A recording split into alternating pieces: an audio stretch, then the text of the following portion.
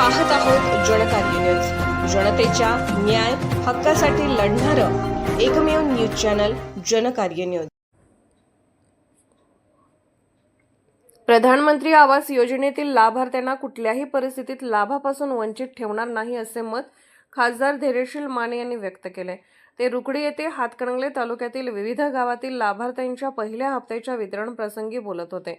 यावेळी खासदार माने म्हणाले, तालुक्यातील एकही लाभार्थी कुटुंबाविना घर राहणार नाही याची दक्षता मी व आमदार अशोक बापू माने घेणार आहोत। ज्यांना घरकुलासाठी जागेचा अभाव आहे त्यांनी तात्काळ माझ्याशी व आमदार माने यांच्याशी संपर्क साधावा।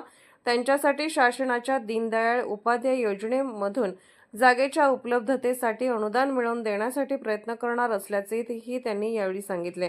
यावेळी आमदार अशोक बापू माने म्हणाले, येणाऱ्या 27 फेब्रुवारी रोजी पंचायत समिती हातकणंगले येथे ग्रामविकास खात्यातील सर्व अधिकाऱ्यांची बैठक आयोजित केली असून या बैठकीमध्ये सर्वसामान्य जनतेच्या प्रश्नांच्या सोडवणुकीच्या संदर्भात सर्व विचार विनिमय करण्यात येणार असून योग्य तो मार्ग काढण्यात येणार आहे।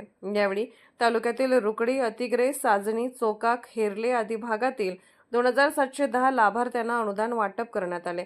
कार्यक्रमासाठी गटविकास अधिकारी शबाना मोकाशी सह गटविकास अधिकारी उद्धव महाले, विस्तार अधिकारी एस कटारे, दिग्विजय जाधव, अरुण इंगवले, राजेश पाटील, रुकडीच्या सरपंच राजश्री संतोष रुकडीकर, अतिग्रेचे सरपंच सुशांत वड, ग्रामपंचायत अधिकारी अजय वाघ, बाबासाहेब कापसे यांच्यासह सर्व ग्रामपंचायत सदस्य व लाभार्थी उपस्थित होते।